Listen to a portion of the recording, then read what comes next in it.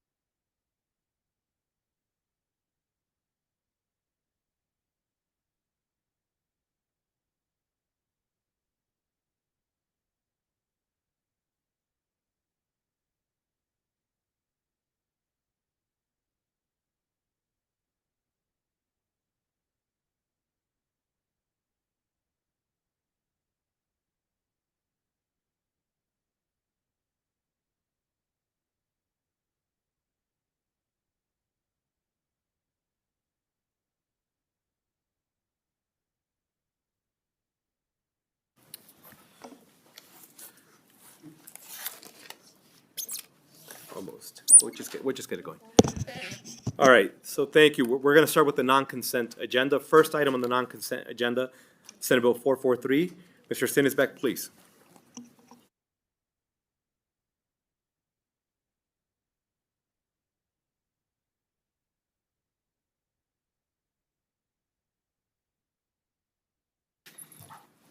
Thank you, Chair. For the record, Jan Stinisbeck with the Research Division of the LCB.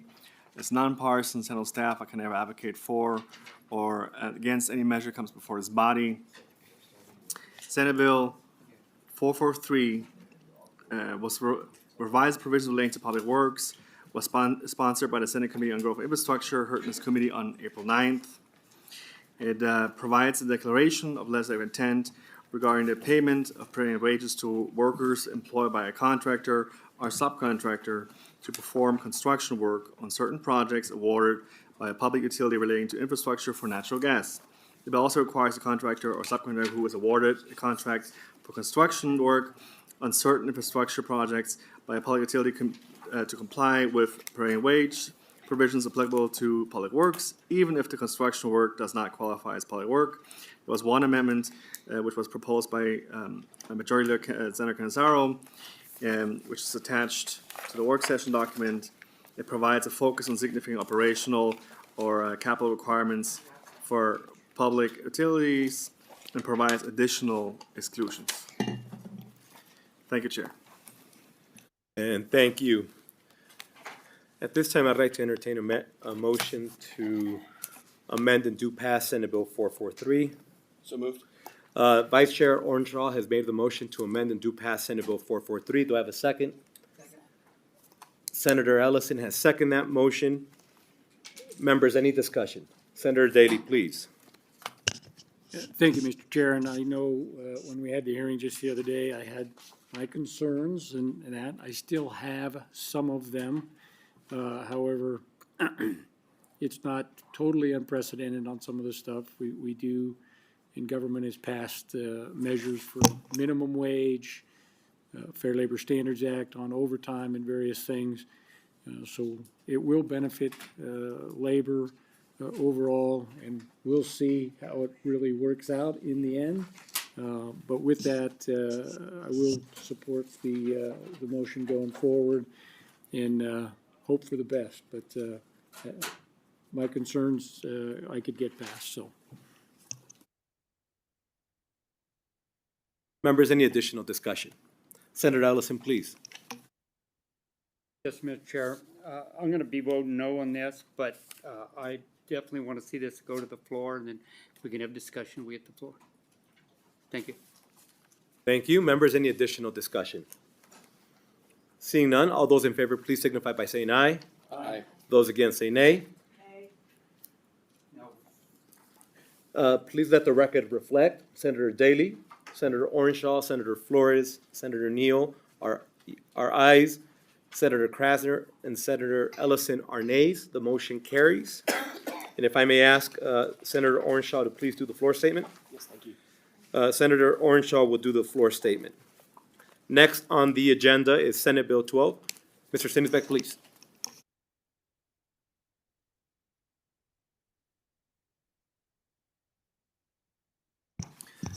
For the record, Jan Stinisbeck with the Research Division of the LCB. Senate Bill 12 was heard in this committee on February 12th and renames the Office of the Chief Information Officer as the Governor's Technology Office and sets forth its composition, powers, and duties. There were no amendments proposed to this measure. Thank you, Chair. Thank you. At this time, I'd like to entertain a motion to do pass Senate Bill 12. So moved. Second. Senator Daly has made the motion to do pass Senate Bill 12. Vice Chair Orenshaw has seconded that motion. Members, any discussion? Seeing none, all those in favor, please signify by saying aye. Aye. Those against say nay. Motion carries unanimously. Senator Krasner, can we ask you to do the floor statement? Senator Krasner will be doing the floor statement for Senate Bill 12. Next on the agenda, we have Senate Bill 15. Mr. Stinisbeck, please.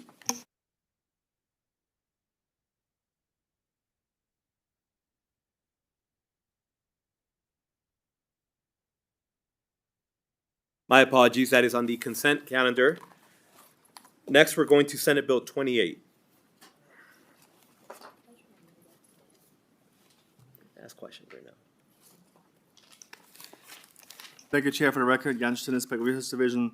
Senate Bill 28 was sponsored by this committee on behalf of the City of Las Vegas, heard in this committee on March 10th, and it revised the threshold requirements relating to a reduction or subsidization by local governments of certain fees for a project for affordable housing. Additionally, the bill expands the definition of undertaking for tax increment areas to include affordable housing projects, fixed guideway projects, high-capacity transit projects, multifamily housing projects, transit-oriented developments, and transportation projects. The bill sets specific location requirements for these new tax increment areas, mandating they must be situated in areas designated for transit-oriented development or other specific land uses, and within half a mile of certain transit facilities. Lastly, the bill also outlines additional criteria that government bodies must consider in establishing these areas, such as encouraging redevelopment, promoting public transportation, and increasing access to employment and education opportunities. There were no amendments proposed to this measure. Thank you, Chair.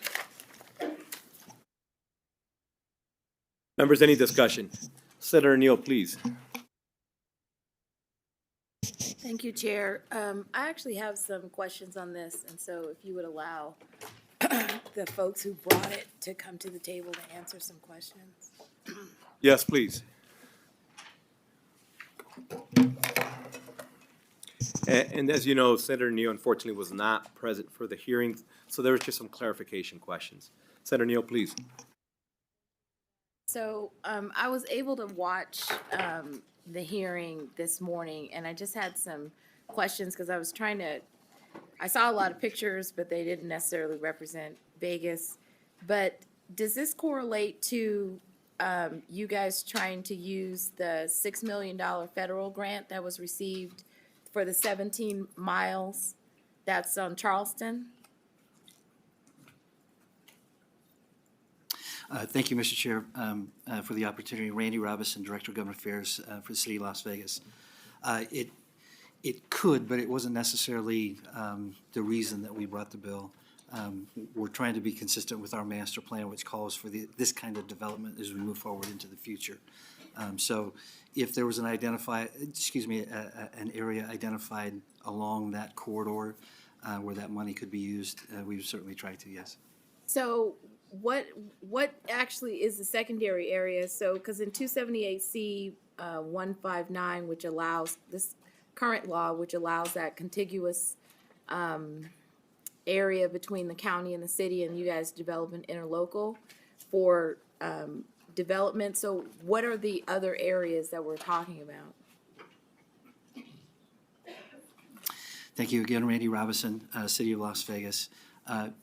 We're principally thinking along some of the major routes that have been identified as transit routes, where bus rapid transit system is or will be deployed. So Charleston could be a spot up through the medical district, but it's not. We're not trying to limit it, but as you saw in the bill, it's limited to areas where transit is or is contemplated. My final question is, you also had, so this was in section 13. You guys are, I saw you moving the affordable housing to 120%, so you're eligible for some type of subsidy, and then that also correlated to, correlated to the interlocal. So I guess in my mind, I was trying to figure out who are we really serving and how. It's clearly not. You're trying to go after poorer communities because they wouldn't be able to pay the transit. So when I see the pictures, like I saw the pictures in the hearing, it was like, here's the housing, here's the transit, and I was like, so it's a different population, different income bracket that you're going after. Thank you. For the record, Randy Robinson, City of Las Vegas. I think let me start this way. What we're trying to do is incentivize mixed-use development, and you're familiar with that, what it looks like and how it operates. If you watch the hearing, as you heard us say, the City of Las Vegas is landlocked, so we don't have really land left to grow outward, so we have to grow up. That's what mixed development helps to do. Mixed development works best when it's located near transit. And so the mixed use developments do include mixed income housing. The 60 to 120% that you see in there is somewhat separate. We currently offer an incentive for affordable housing developments that we use to offset permit fees and those sorts of things. It's funded by an enterprise fund. Currently in statute, it's capped at a project that builds at 60% AMI. What we've heard from many of the housing advocates is about the missing middle. And so we were trying to incentivize projects that fit in those categories from that 60 to 120. As I say to people, is it going to change the world? No. Will it help bring on a few more units for folks who were in that missing middle who are still priced out of the market? We believe so. So, and this is tangential to this bill, but how much actual affordable housing has been done in the redevelopment area, though, in like Las Vegas, that's single family, where it's not renting, it's owned? Because I mean, Thank you. For the record, Randy Robinson, City of Las Vegas. I apologize. We have our subject matter expert en route to the room in Vegas. I don't think he's going to make it. I may have to get back to you with that information if that's okay, Senator.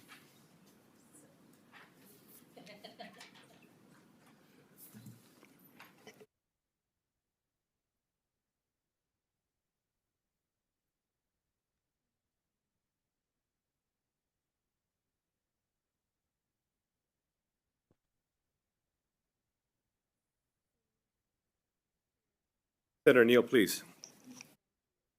can we roll this to the end, please? Yes. Members, any additional questions? We will roll SB 28 to the end of the agenda, and then we can address a couple more questions there. Please do. Thank you, Chair. For the record, Randy Robinson. Senator, is it for that specific answer to that question, or do you have other questions that we can sort of?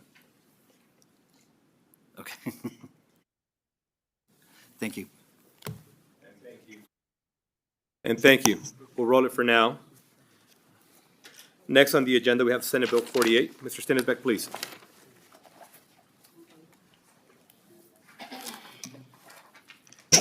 For the record, Jan Stinisbeck with the Research Division of the LCB. Senate Bill 48 was sponsored on behalf of the City of Las Vegas, heard in this committee on April 9th. There is a substantial amendment proposed to this bill, so I will go straight to the amendment. The amendment was proposed by the City of Reno, and it deletes the entirety of the bill as introduced, changes the reporting date of the annual report by local planning commissions, allows counties and cities to pass an ordinance to align planning commissioners' terms with the members that recommended them, and allows cities and counties to pass an ordinance whereby planning commissioners serve at the pleasure of their appointing authority. The amendment is attached. Thank you, Chair. Thank you. Members, at this time, I'd like to entertain a motion to amend and do pass Senate Bill 48. So moved. Vice Chair Orenshaw has made the motion to amend, do pass Senate Bill 48. Do I have a second? Second. Senator Daly has seconded that motion. Members, any discussion? Seeing none, all those in favor, please signify by saying aye. Aye. Those against say nay. Motion carries unanimously. And if I could please ask Senator Neal to do that floor statement. Thank you, Senator Neal. Senator Neal will do the floor statement for Senate Bill 48. Next on the agenda, Senate Bill 71. Mr. Stinisbeck, please. Senate Bill 71 was sponsored by this committee on behalf of the Nevada Commission on Minority Affairs. It requires governing bodies, local governments, and the administrator of the purchase event to post certain information on their internet website. After the meeting, there's one amendment proposed to this bill, which was proposed after the meeting by Chair Wyatt, from the Commission on Minority Affairs, and the amendment is attached to the work session. Thank you, Chair.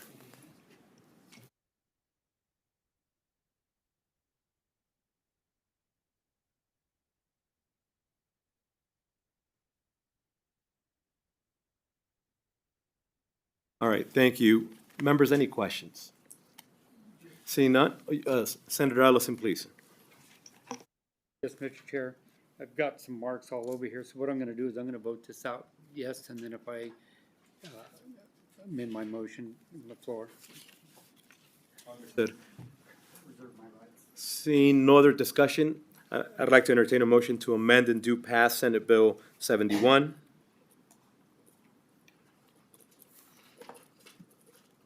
So moved. Vice Chair Orenshaw has made the motion to amend, do pass Senate Bill 71. Do I have a second? Senator DiNanio has seconded that motion. Members, any discussion on the motion? Seeing none, all those in favor, please signify by saying aye. Aye. Those against say nay. Motion carries unanimously. And if I could please ask Senator Krasner to do the floor statement. Senator Krasner will do the floor statement.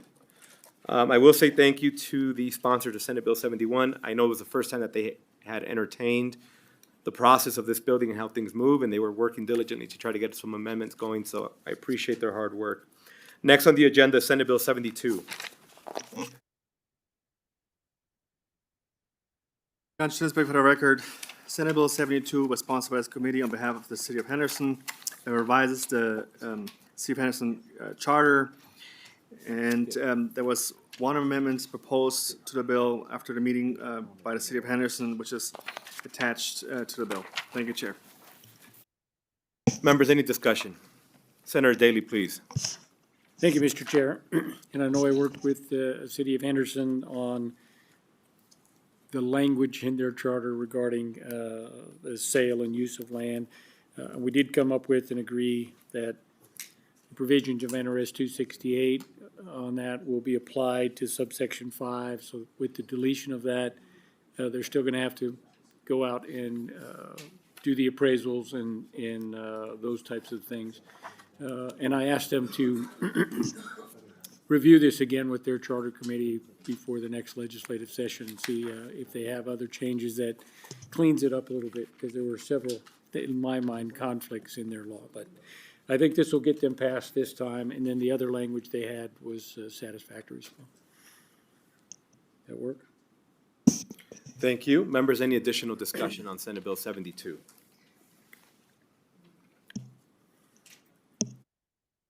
Seeing none, I'd like to entertain a motion to amend and do pass Senate Bill 72 as indicated by Mr. Stinisbeck and with the comments made by Senator Daly. So moved. Senator Daly has made the motion to amend and do pass Senate Bill 72. Second. Vice Chair Orenshaw has seconded that motion. Members, any discussion? Seeing none, all those in favor, please signify by saying aye. Aye. Those against say nay. Motion carries unanimously. And if I could ask Senator Rogich to please do that floor statement. Senator Rogich will be doing the floor statement for Senate Bill 72. Next on the work session document is Senate Bill 99. Mr. Stinisbeck, please.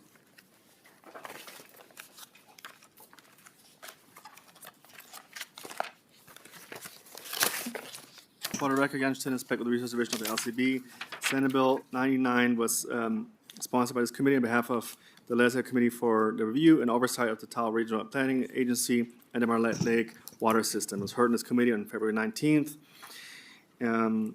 The bill authorized, under certain circumstances, the governing body of a city or county which is located within Lake Tahoe region governed by the TRPA to impose a linkage fee on the development of residential units in the city or county that are 1,000 square feet or more if the regional plan adopted by the TRPA considers certain things. The bill also prohibits such fees from being imposed on the development of residential units for affordable housing. The bill provides the powers it grants are subordinate to the powers of the TRPA. Lastly, the bill applies certain provisions relating to judicial relief from or review of any final action, decision, or order of a governing body to an action or proceeding which arise from the implementation of linkage fees. After the meeting, Devin Milberg with the TRPA submitted an attached amendment which adds to Section 1 provisions concerning remodeling of certain types of properties. And it's attached to the work session document. Thank you, Chair. Thank you. At this time, I'd like to entertain a motion to amend and do pass Senate Bill 99. So moved. Senator Daly has made the motion to amend and do pass Senate Bill 99. Members, do I have a second? Second. Vice Chair Orenshaw has seconded that motion. Members, any discussion? Seeing none, all those in favor, please signify by saying aye. Aye. Those against say nay. If the nays could raise their hands. Please let the record reflect. Senator Ellison is a nay. Senator Krasner is a nay. All other members are ayes. Motion carries. I'd like to ask Senator Daly to please do the floor statement. Senator Daly will be doing the floor statement for Senate Bill 99. Next on the work session document, is Senate Bill 116. Mr. Stinisbeck, please. Jan Stanisbeck for the record, for the Research Division of LCB, Senate Bill 116 was sponsored by Senator Daly and heard in this committee on March 12th. The bill establishes the base compensation for elected county officers starting in fiscal year 2025-2026 at 3% higher than the highest salary of an employee under their supervision as of January 1, 2025, with subsequent annual increases of 3% based on the highest approved salary under their supervision. It removes the authority of county commissioners to withhold salary increases due to the insufficient financial resources and sets specific salary provisions for county commissioners, including annual 3% increases for 5 years after fiscal year 2025-2026. The bill also aligns the mayor of Carson City's compensation with the provisions and eliminates existing salary classifications tables for district attorneys instead of applying exceptions to counties with populations of under 3,000 currently, Esmeralda and Rio counties. Additionally, it includes conforming changes to affect the new compensation structure and mandates studies by the Joint Standing Committee on Government Affairs during the next interims. After the hearing, Senator Daly submitted 2 amendments which are attached to the work session documents. Thank you, Chair. Thank you, members. Any discussion? Senator Ellison, please. And Senator Ellison, I believe your microphone is turned off. Thank you. I'm going to vote yes to get this out of committee. I'm going to reserve my rights. Do I believe that these people need raises? Yes, I do. They've been 8 years without, which put them below the second person in command. But I think that these bills for this, like this, should be at the county's level strictly because based on what their revenues are at that time for each 17 counties. So I'm going to vote this out, and I'm hoping we can work any concerns I have prior to the meeting. Thank you. Thank you, Senator Ellison. Members, any additional discussion? Seeing none, I'd like to entertain a motion to amend and do pass Senate Bill 116. So moved. Vice Chair Orenshaw has made the motion to amend and do pass Senate Bill 116. Do I have a second? Second. Senator Krasner has seconded that motion. Members, any discussion on the motion? Seeing none, all those in favor, please signify by saying aye. Aye. Those against say nay. Motion carries unanimously. Senator Daly, if you could please do that floor statement. Senator Daly will do the floor statement on Senate Bill 116. Next on the work session document, we have Senate Bill 117. Mr. Stinisbeck, please. For the record, Jan Stanisbeck, Research Division of LCB, Senate Bill 117 was sponsored by Senator Cruz Crawford and Assemblymember Moore, heard in this committee on February 24th, and requires the Director of the Department of Veteran Services to develop and make available to an agency resource center or program in the state which provides services and resources to veterans and members of the military regarding the benefits, services, programs, and assistance available to veterans, a program of training and information materials concerning the process for applying for an upgrade to the character of the veteran's discharge from service or a change in the narrative's reason for the veteran's discharge from service. There was one amendment proposed by Senator Cruz Crawford, which proposes to provide that the director is to include any existing information materials rather than develop a training program. The conceptual amendment is attached to the work session. Thank you, Chair. And thank you. At this time, I'd like to entertain, members, any discussion? Seeing none, at this time, I'd like to entertain a motion to amend and do pass Senate Bill 117. So moved. Vice Chair Orenshaw has made the motion to amend and do pass Senate Bill 117. Do I have a second? Senator Daly has seconded that motion. Members, any discussion on the motion?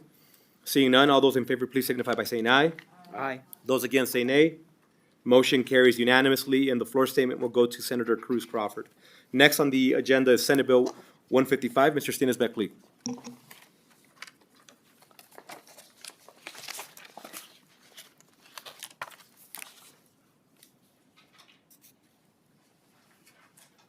We have the, yes. Thank you.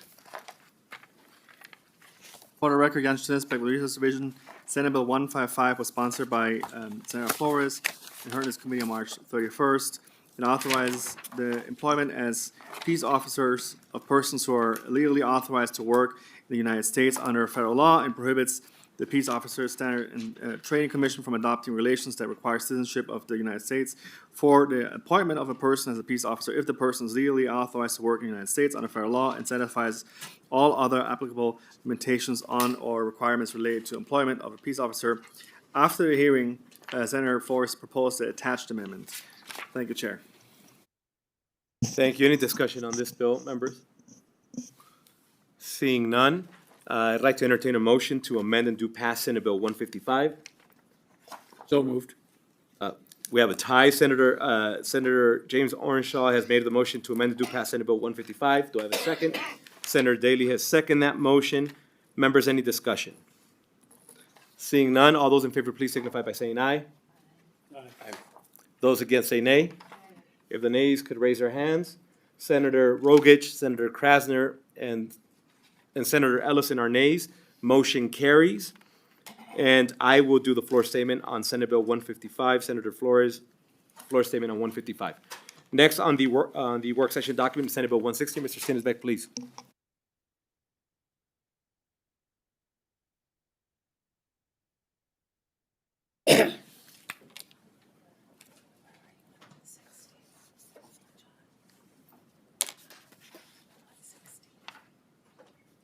One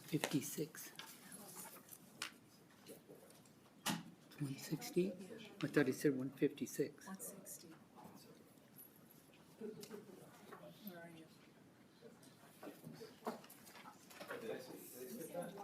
Did I say 160 or 156? My apologies. I skipped Senate Bill 156. We will go back in the order that they do appear. Senate Bill 156, please. For the record, Jan Students, Public Resource Division, Senate Bill 156, sponsored by Senator Flores, heard in this committee on April 4th, creates the Office for the Prevention of Gun Violence within the Office of the Attorney General and requires the Attorney General to appoint a director of the office. There was one amendment proposed to this bill by Senator Flores, which requires the Attorney General to appoint an ombudsman rather than a director and authorizes rather than requires the Attorney General to adopt regulations for the administration of any grant program. And the amendment in conceptual form is attached to the work session. Thank you, Chair. Thank you. Members, any discussion? Senator Daly, please. Thank you, Mr. Chair. And as everybody knows, I am not an anti-gun person. But when I heard the opposition and the people talking about what if, or this could be, or whatever it might be, my understanding, and it's absolutely true, is that any changes to Nevada's laws would have to come back to this body.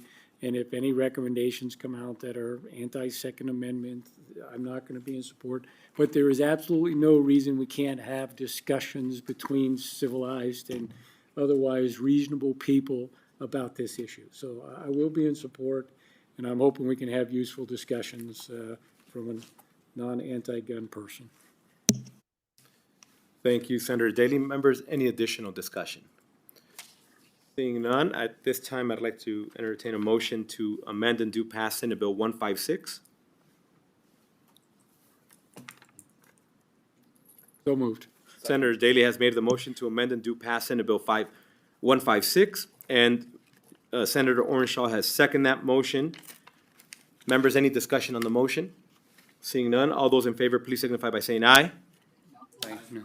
Those against say nay. Nay. If the nays could raise their hands. Senator Rogich, Senator Krasner, and Senator Ellison are nays. Motion carries. And I will do the floor statement on Senate Bill 156. Next on the work session document, now we have it correct, is Senate Bill 160, please.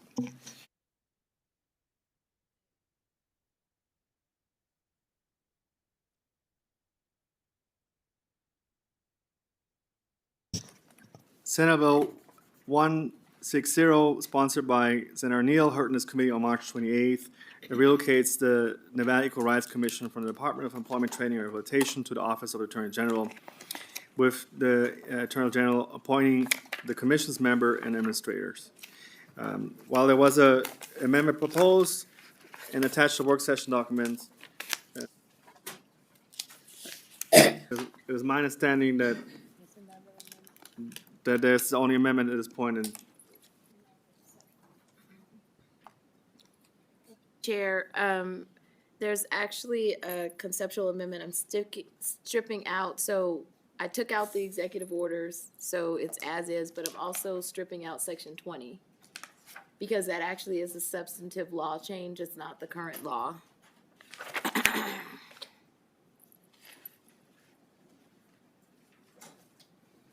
And I just want to make sure that our legal has it abundantly clear exactly what it is that we're doing. And if not, any clarifying questions, please let us know. Chair, for the record, this is Heidi Clarkson with the Legal Division of LCB. My understanding is that the motion would be amend and do pass, but the only amendment to the bill would be the deletion of section 20 from the bill itself. Because the conceptual was removed. All right, members, just for the sake of clarity, the conceptual amendment that was originally proposed by Senate Bill 160 at the time of presenting the bill is being stripped. And now we're going back to the original form of Senate Bill 160, along with the deletion of section 20. At this time, I'd like to entertain a motion to amend and do pass Senate Bill 160 with the proposed amendment made by Senator Neal of deleting section 20. So moved, Mr. Chair. Vice Chair Orenshaw has made the motion to amend and do pass Senate Bill 160. Do I have a second? Second. Senator Skip Daly has seconded that motion. Members, any discussion on the motion? Senator Krasner, please. Thank you, Chair. I will vote yes to get this out of committee, but I want to reserve my right to change prior to floor. Thank you. Thank you, Senator Krasner. Members, any additional discussion on the motion? Senator Ellison, please. Thank you, Mr. Chair. I didn't get to hear the amendment, I just got it, so I'm gonna vote no and reserve my right on the floor. Understood. Members, any additional discussion on the motion? Seeing none, all those in favor, please signify by saying aye. Aye. Those against say nay. If the nays could please raise their hands. Senator Rogich and Senator Ellison have both voted no. Motion carries. And the floor statement for Senate Bill 160 will be for Senator Neal. Next on the work session document is Senate Bill 162. Mr. Sinisbeck, please.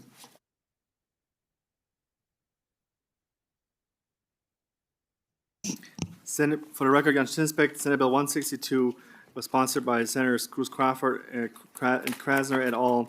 Was heard in this committee on February 26 and requires an entity as a condition of accepting of any appropriation of public money to agree to comply with certain civil rights or employment laws applicable to the entity. There was one amendment proposed by Senator Cruz Crawford, which is attached to the work session document. It defines public money to include only state money and exclude any federal money for the purpose of requiring entities that accept public money to agree to comply with certain civil rights and employment laws to only those entities which accept money from the state. Thank you, Chair. Thank you. Members, at this time, I'd like to entertain a motion, or better said, any discussion on the bill? Seeing none, at this time, I'd like to entertain a motion to amend and do pass Senate Bill 162. Motion to amend and do pass. Senator Skip Daly has made the motion to amend and do pass Senate Bill 162. Do I have a second? Senator Krasner has seconded that motion. Members, any discussion on the motion? Senator Neal, please. Thank you, Chair. I will support this bill. I felt the irony that this was drawing in Chapter 613 on civil rights and employment laws, which is literally in 160. Thanks. Members, any additional discussion on the motion? Seeing none, all those in favor, please signify by saying aye. Aye. Those against say nay. Motion carries unanimously. And the floor statement for Senate Bill 162 will go to Senator Cruz Crawford. Next on the work session document is Senate Bill 274. Mr. Stinisbeck, please. Senate Bill 274 was sponsored by this committee on behalf of the Sunset Subcommittee of the Legislative Commission, heard in this committee on April 7th. It requires boards, commissions, and similar bodies to submit to the governor a list of persons qualified for membership on such a board, commission, or similar body within 60 days after a vacancy occurs. The bill also revises the method for selecting the chair and vice chair of the Sunset Subcommittee of the Legislative Commission from being elected by the voting members of the subcommittee to being appointed by the chair of the Legislative Commission. The bill removes the requirements for certain professional occupational licensing board and other regulatory bodies to submit to the Director of the Legislative Council Bureau quarterly reports concerning petitions for the review of criminal histories of potential applicants, which would disqualify such applicants for obtaining a license from the Professional or Occupational Licensing Board or regulatory body as applicable. Lastly, the bill repeals the requirement of the Sunset Subcommittee to conduct a review of certain professional and occupational licensing boards and other regulatory bodies in the state to determine whether the restrictions on the criminal history of an applicant for an occupational or professional license are appropriate. There was one amendment proposed by Senator Daly to remove Section 1 of the bill. Thank you, Chair. Members, any discussion? Senator Daly, please.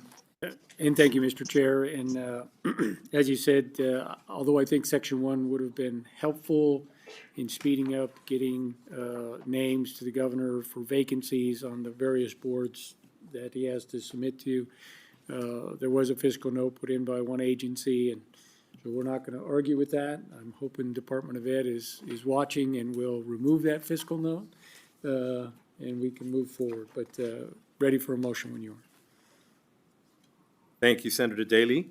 Members, any additional discussion on Senate Bill 274? Seeing none, I'd like to entertain a motion to amend and do pass Senate Bill 274. So moved. Senator Daly has made the motion to amend and do pass Senate Bill 274. Do I have a second? Second. Senator Orenshaw has seconded that motion. Members, any discussion on the motion? Seeing none, all those in favor, please signify by saying aye. Aye. Those against say nay. If the nays could please raise their hands. Senator Rogich, Senator Krasner. Senator Ellison, I'm not clear if you were a nay or an aye. I'm gonna reserve my rights. I've got so many sheets here, I'm trying to go back and forth. Yes, understood. So please let the record reflect on Senate Bill 274 on the motion to amend and do pass.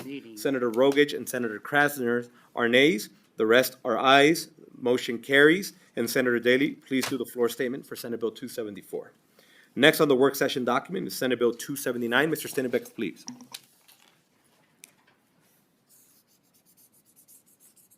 Senate Bill 279 was sponsored by Senator Pazina et al., heard in this committee on March 26th, and requires that a peace officer compelled to appear as a witness in certain investigations receive written notice no later than 48 hours before the obligation to appear for an interview. It also requires that such notice state with specificity all the alleged facts to be addressed during the interrogation or hearing, and the rule, regulation, policy, procedure, or other standard which the peace officer is alleged to have violated. Lastly, the bill provides that representatives chosen by a peace officer who is the subject of or a witness in certain investigations are not required to be in the same bargaining unit as the peace officer. There was one amendment proposed by Mr. McCann with the Nevada Association of Public Safety Officers, which deletes Section 2 of the bill and revises the information required to be included in a summary of alleged misconduct in certain notices, and the amendment is attached to the work session documents. Thank you, Chair. Thank you, members. Any discussion on Senate Bill 279?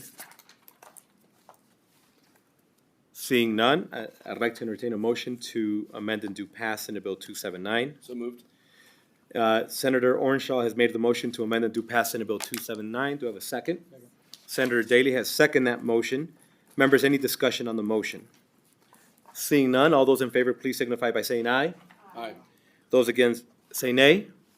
Motion carries unanimously. And we will have Senator Pazina do the floor statement on Senate Bill 279. Next on the work session document is Senate Bill 287. Mr. Stenivek, please.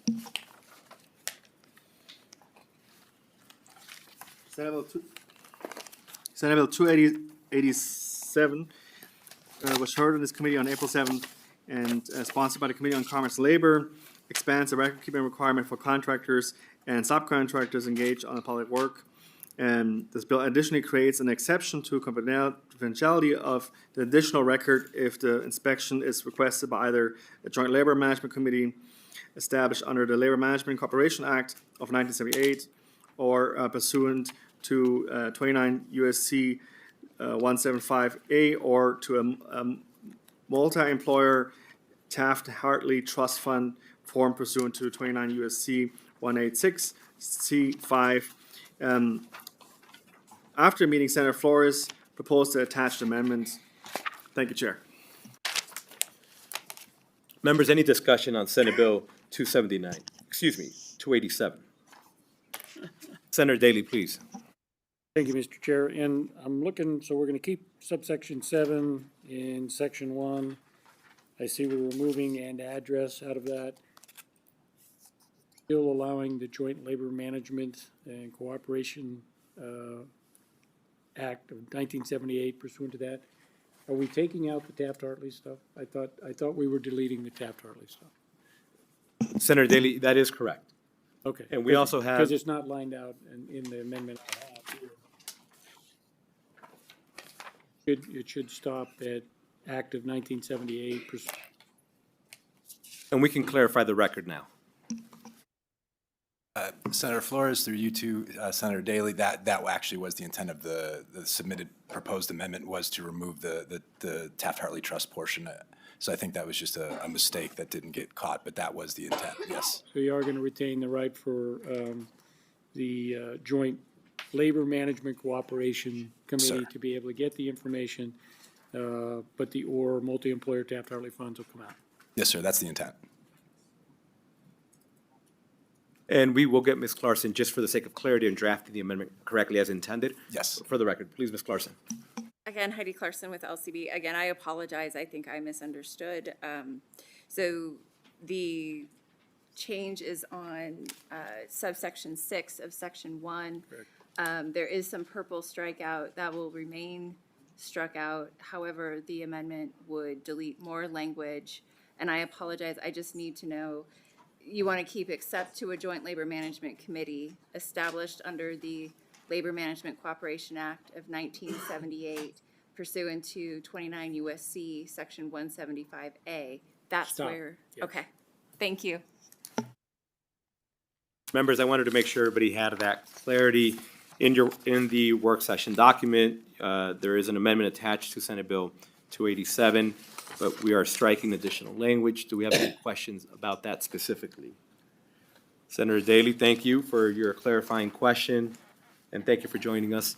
At this time, I'd like to entertain a motion to amend and do pass Senate Bill 287 with the proposed amendment attached to the work session document, along with the additional strikeout of anything after where it reads on section 6, 29 USC, section 175A, and stopping there and striking out the words or to a multi-employer Taft-Hartley Trust Fund formed pursuant to 29 USC, section 186, sub C, sub 5.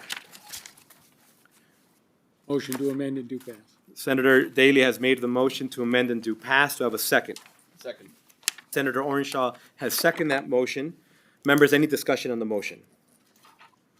Seeing none, all those in favor, please signify by saying aye. Those against say nay. If the nays could please raise their hands.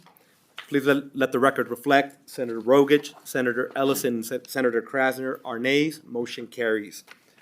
And if I could please have Senator Orenshaw do the floor statement. Thank you. Senator Orenshaw will do the floor statement on Senate Bill 287.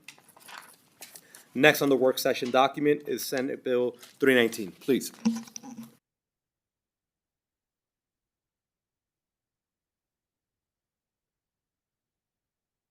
For the record, again, with the Resource Division, Senate Bill 319 was sponsored by Senator Daly et al., heard in this committee on March 28.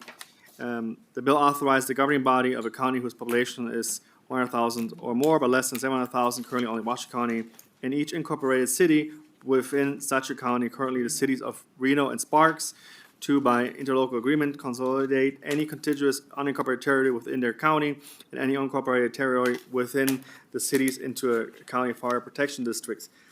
There was one amendment proposed by Senator Daly, which includes any non-contiguous unincorporated islands to the provision of the bill, removes the authority of the Board of Fire Commissioners to adopt and enforce regulations relating to emergency medical services, removes provisions relating to hazards hazards of explosion resulting from the storage of certain items, removes the authority to remove fire hazards as well as the authority to eliminate the fire hazards regardless of their location on private or public premises, provides the Board of Fire Commissioners coordination requirements with the State Forest Fire Warden, provides qualification requirements of the District Fire Chief that will be appointed by the Board of Fire Commissioners, provides the property the Board of Fire Commissioners can acquire, and specifies that the city councils of Reno and Sparks have the authority to vote to either support or reject the assessment to the county assessors that is to be entered on the assessment roll, and revises the provisions concerning the study of the creation of the county fire protection district. The amendment is attached to the work session document in its entirety. Thank you, Chair. And thank you. Members, any discussion on Senate Bill 319? Seeing no, Senator Ellison, please. Mr. Chair, I'm gonna be a no, but I'm gonna reserve my rights, because I think this excludes most of my counties, because it's under 700,000. If I can, Mr. Chair.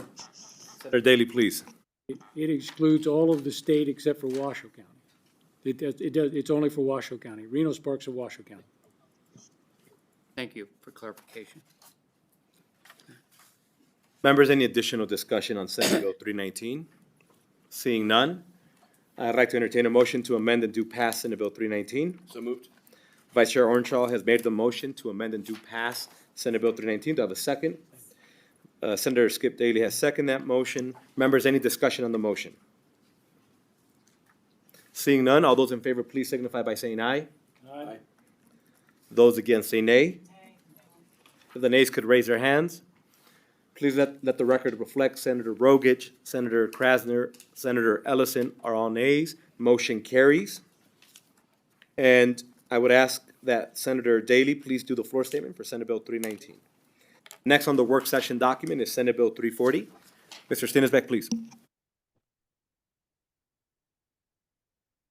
Senate Bill 340 was sponsored by Senator Daly and authorized the Legislative Commission to suspend or nullify certain administrative regulations in certain circumstances. The bill also revises provisions relating to judicial review of certain administrative regulations in certain circumstances. Lastly, the bill revises provisions relating to certain administrative regulations and procedures. After a hearing, Senator Daly submitted the attached amendments, which is included in the work session document in its entirety. Thank you, Chair. Thank you. Members, any discussion on Senate Bill 340? Seeing none, at this time, I'd like to entertain a motion to amend and do pass Senate Bill 340. So moved. Vice Chair Ornschall has made the motion to amend and do pass Senate Bill 340. Do I have a second? Senator Daly has seconded that motion. Members, any discussion? Seeing none, all those in favor, please signify by saying aye. Aye. Those against say nay. If the nays could please raise their hands. Senator Rogich, Senator Ellison, and Senator Krasner are nays. Motion carries. And if we could please ask Senator Daly to do the floor statement on Senate Bill 340. Perfect. Next on the work session document is Senate Bill 343. Mr. Stinisbeck, please. Senate Bill 343 was sponsored by the Senate Committee on Natural Resources on behalf of the Sunset Subcommittee of the Legislative Commission. It renames the Agricultural Extension Department to the University of Nevada Cooperative Extension. It revises the purpose and the management structure of the State 4-H camp. And the bill repeals several advisory boards and committees. It also requires staggered terms for members of the Rangeland Resource Commission and eliminates specific working groups and advisory boards, including a commission to review the compensation of constitutional officers and the advisory board on automotive affairs. Lastly, the bill exempts certain applicants for post-secondary education positions from background investigations if they hold a professional license in Nevada. There were no amendments proposed to this measure. Thank you, Chair. Thank you. Members, any discussion on Senate Bill 343? Seeing none, at this time, I'd like to entertain a motion to do pass Senate Bill 343. So moved. Senator Daly has made the motion to do pass Senate Bill 343. Do I have a second? Second. Vice Chair Ornschall has seconded that motion. Members, any discussion? Seeing none, all those in favor, please signify by saying aye. Aye. Those against say nay. Motion carries unanimously. And again, Senator Daly, if we could have you please do that floor statement. Next on the work session document is Senate Bill 367. Senate Bill for the record, against Bill, Senate Bill 367 was sponsored by Senator Flores and Assemblyman members Wynn and Da Silva et al. Heard in this committee on March 31st. Established a rule and community media program in the Department of Administration requires the director of the department to report to the legislature annually with certain information related to the program. There were no amendments proposed to this measure. Thank you, Chair. And thank you. With that, members, any discussion on Senate Bill 367? Seeing none, I'd like to entertain a motion to do pass Senate Bill 367. So moved, Mr. Chair. Vice Chair Orenshaw has made the motion to do pass Senate Bill 367. Senator Krasner has seconded that motion. Members, any discussion on the motions? Seeing none, all those in favor, please signify by saying aye. Aye. Those against say nay. Motion carries unanimously. And for Senate Bill 367, do we have a volunteer? Volunteer report. Senator James Orenshaw will do the floor statement on Senate Bill 367. Thank you, Chair. Next on the agenda, we have Senate Bill 373.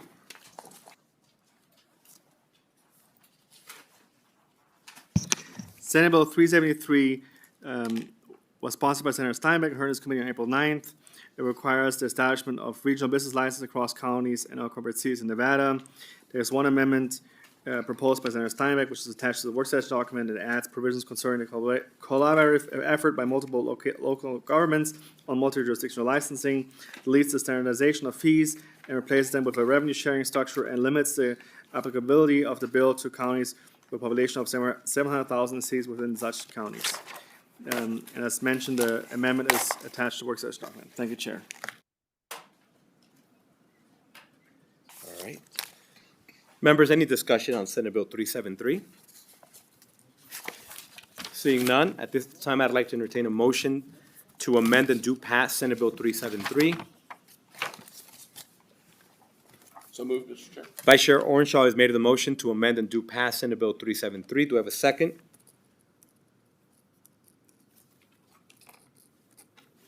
Do I have a second to the motion? Senator Rogich has seconded that motion. Members, any discussion on the motion? Seeing none, all those in favor, please signify by saying aye. Aye. Those against say nay. Motion carries unanimously, and Senator Steinbeck will do the floor statement. Next on the work session document, we have Senate Bill 380. Three what? 380.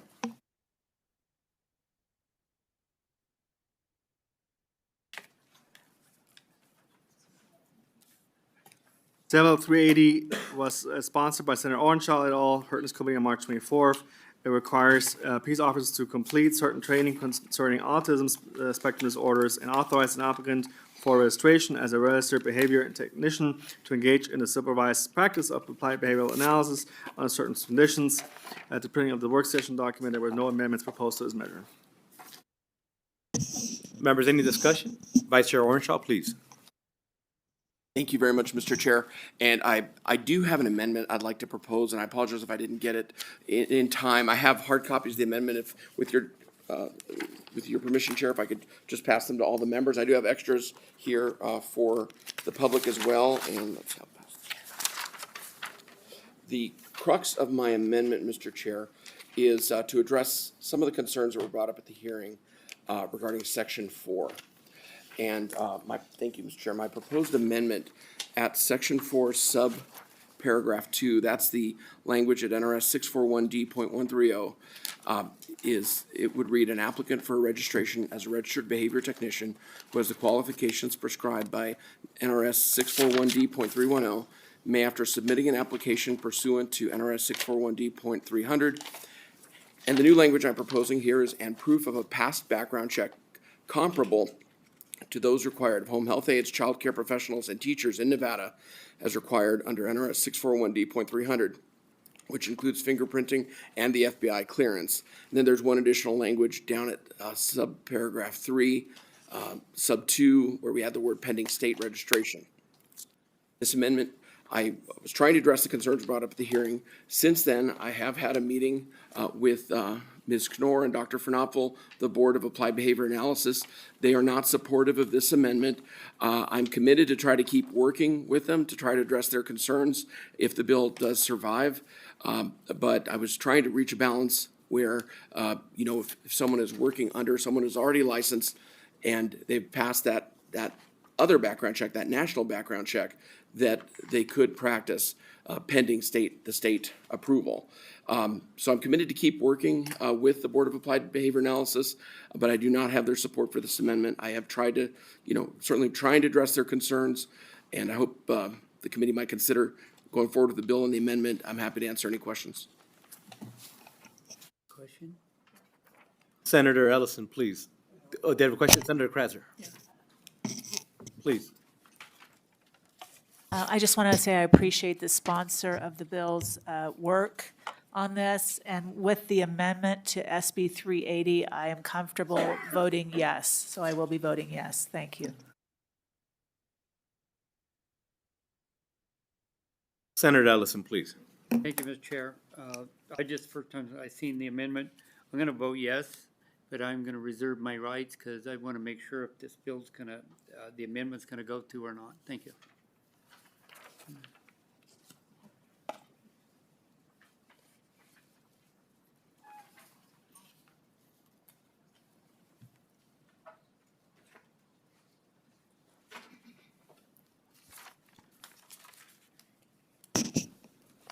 And thank you for that. Members, any additional discussion on Senate Bill 380? Seeing none, I'd like to entertain a motion to amend and do pass with the amendment proposed by Senator Orenshaw today, which was a document that was presented and adds the language proof of past background check comparable to those required of a home health aides, child care professionals, and teachers in Nevada as required in NRS 641D.300, which includes fingerprinting and the FBI clearance, and then the addition of the language in sub 3 that includes the word state. Do I have a motion to amend and do pass? So moved. Senator Daley has made the motion to amend and do pass Senate Bill 380. Do I have a second? Senator Neal has seconded that motion. Members, any discussion on the motion? Seeing none, all those in favor, please signify by saying aye. Aye. Those against say nay. Motion carries unanimously. And if we could have Vice Chair Orenshaw do the floor statement. The floor statement will go to Vice Chair Orenshaw. Next on the work session document is Senate Bill 381. For the record, against Tinsburg Research Division, Senate Bill 381 was sponsored by Senator Orenshaw et al. Heard this committee on March 24th, and it is the sheriff or constable, sheriff and constable omnibus bill. There was one amendment proposed by Senator Orenshaw and Constable Jordan Ross with the Lawful and Constable Office during the bill hearing, which proposed to amend to remove the proposed fee changes within the bill. Thank you, Chair. And thank you. Members, any discussion on Senate Bill 381? At this time, I'd like to entertain a motion to amend and do pass Senate Bill 381. Do I have a motion? So moved. Senator Daley has made the motion to amend and do pass Senate Bill 381. Do I have a second? Senator Neal has made has seconded that motion. Members, any discussion on the motion? Seeing none, all those in favor, please signify by saying aye. Aye. Those against say nay. Motion carries unanimously. And if we could please have Senator Ellison do that floor statement. Senator Ellison will do the floor statement on Senate Bill 381. Next, we have Senate Bill 402.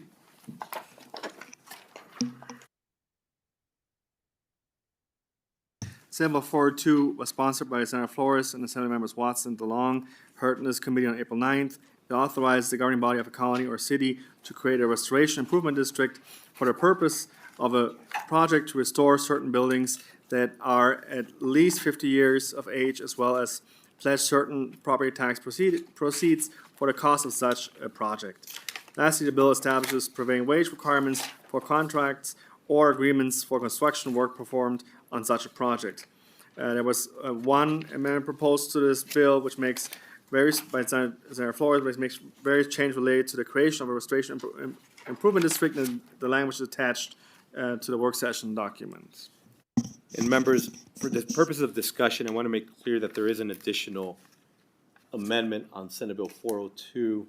And what we'll do is we have Mr. Draper here. I know in the interest of finding an amicable middle ground, there was a proposed amendment that was brought forth, but I don't know if everybody has that. So I just want to make it clear and put it on the record.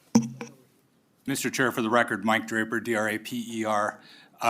That's correct, Mr. Chair. We submitted an amendment. The Nevada Resort Association drafted an amendment that would prohibit a non-restricted license holder from getting or being able to apply for a restoration improvement district. It's much more complicated than what I just explained. We submitted that amendment this morning, so I don't think it was included in the work session document, but you all should have it in your emails right now as well.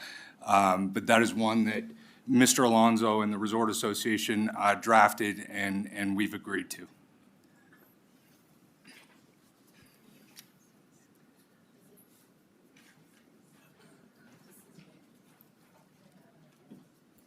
So I think I could.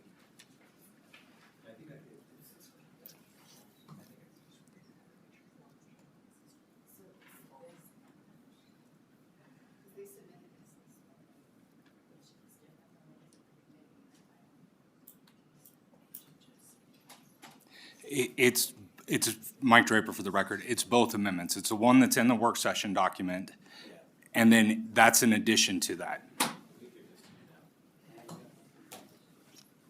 And just for the sake of clarity, members, I'm gonna see if we can get everybody to have that amendment uploaded so that you all can see it, because it's gonna be confusing otherwise. So what I'm gonna do is, I'm gonna send that email now. We have about a couple more bills on the work session document. I'm gonna roll the bill, and then everybody can look at the amendment. We'll read it out loud, and then that way everybody's clear exactly what the motion is. So with that, we're gonna go ahead and roll Senate Bill 402. Next on the work session document is Senate Bill 420.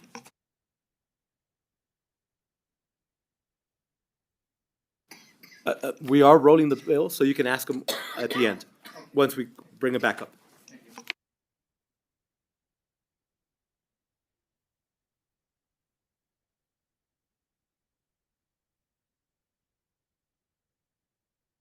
For the record, against Tinsburg with the Resource Division of the LCB, Senate Bill 420 was sponsored by this committee, on Natural Resources on behalf of the Legislative Committee for Review and Oversight of the Tahoe Regional Planning Agency and the Marlette Lake Water System. This bill was heard on April 4th from this committee and authorized in the Lake Tahoe Basin to the establishment of business improvement districts, or BIDs, targeting transportation, housing, and visitor activity impact. There was one amendment proposed to this bill by Senator Daly. The language is attached to the work session document. It revises the definition of activity and defines business owner, charges counties rather than municipalities with the provision of the bill, prohibits a county to create a district when the proposed boundaries of a district overlap with the boundaries of another district, and provides provisions concerning the renewal and expiration of BIDs, and requires certain reports to be provided by the governing body of the BID, defines owners association along with procedures for modifying or dissolving districts, including public hearing and notification requirements, and adds provisions concerning certain public work requirements. As mentioned, the language is attached to the work session document. Thank you, Chair. And thank you. Members, any discussion on Senate Bill 420? Senator Rogich, please. Thank you, Chair. I'm going to vote this out of committee, but reserve my right to change my vote. I'm hoping that the parties can continue to have conversations with the community and get the residents on board. Thank you. Members, any additional discussion on Senate Bill 420? Seeing none, I'd like to, Senator Krasner, please.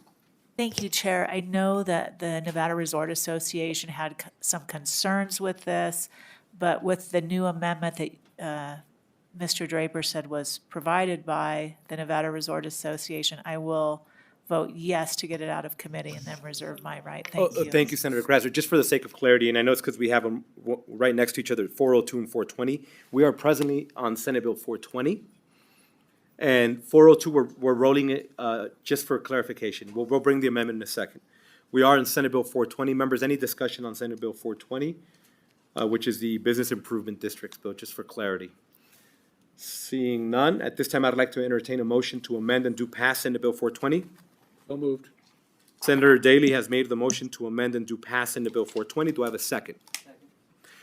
Senator Ellison has seconded that motion. Members, any discussion on the motions? Seeing no discussion on the motion, all those in favor, please signify by saying aye. Aye. Those against say nay. Motion carries unanimously. And Senator Daley, if you could please do the floor statement on Senate Bill 420. Next on the work session document is Senate Concurrent Resolution Number 2.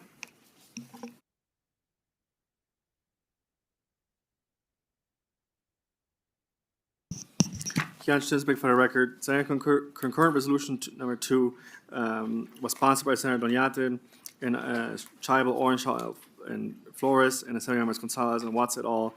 Heard in this committee on March 17, and it recognized the Fruit Loop as a historic LGBTQ landmark in Clark County, Nevada. There was one amendment proposed to the resolution, which is attached to the work session document. Thank you, Chair. Thank you. At this time, I'd like to entertain a motion to do pass Senate concurrent, amend and do pass Senate Concurrent Resolution Number 2. So moved. Senator Orenshaw has made the motion to amend and do pass Senate Concurrent Resolution Number 2. Do I have a second? Second. Senator Daley has seconded that motion. Members, any discussion? Seeing none, all those in favor, please signify by saying aye. Aye. Those against say nay. Nay. Please let the record reflect. We have one nay by Senator Ellison. All others are in favor. The motion carries.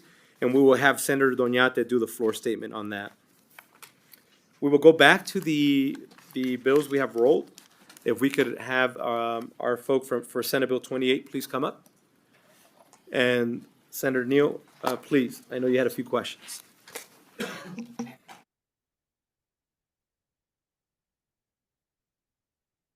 Thank you, Chair. I don't really have a question. I'm more like, I wanted to strip out the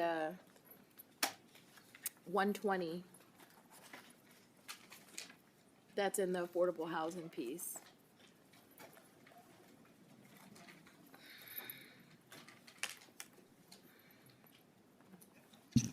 Before we even entertain a conversation there, is there anything else you'd like to address, particularly with the 60 to the 120?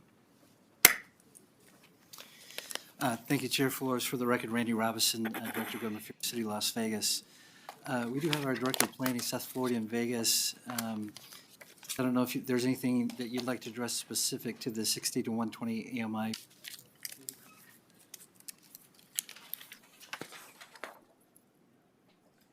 Yeah, thank you, Chair. This is Seth Floyd, the Community Development Director for the City of Las Vegas. The only thing I would add to Randy's testimony earlier, Chair, is the 60 to 120 is very narrowly tailored to the incentive that we are authorized to offer, which is a building permit fee reduction or waiver that we can utilize for projects. We do have about 600 units that are utilizing that program today, and that section of the bill was designed to allow us to use that for more projects. That's what I would like to add on that, and I'm happy to answer any other questions.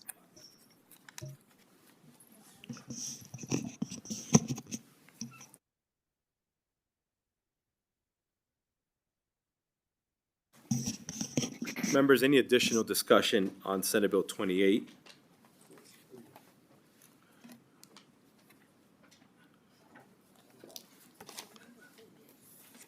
Twenty-eight.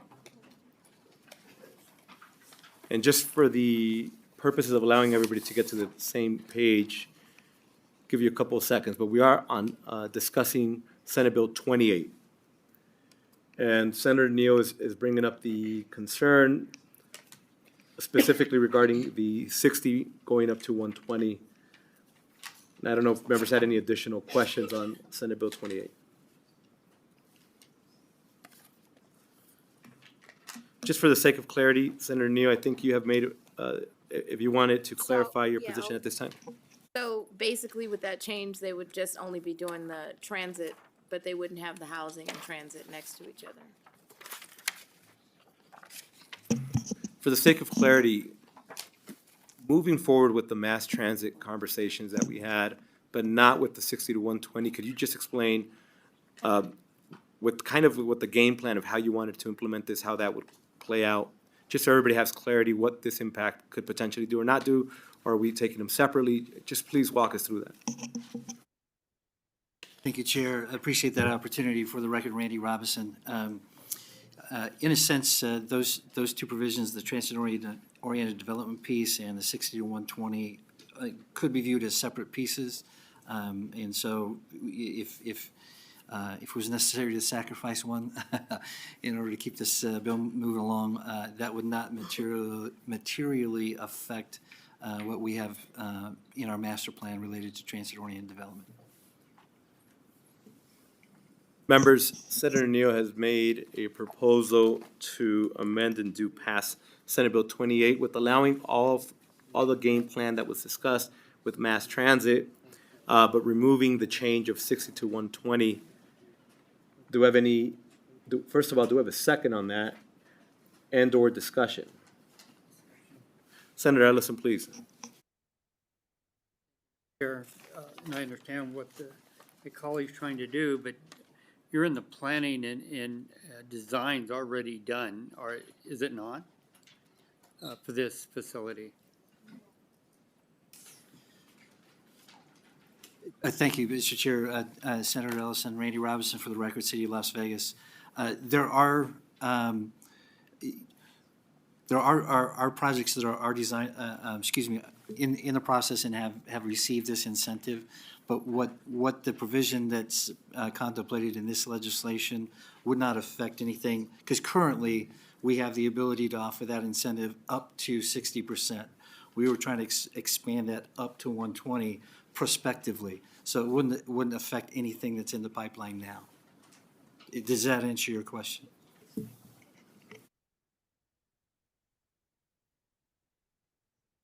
Now, members, with the recommendation, or better said, with the motion made by Senator Neal to amend and do pass, with her recommended amendment of not changing the 120 to 60, do I have a second?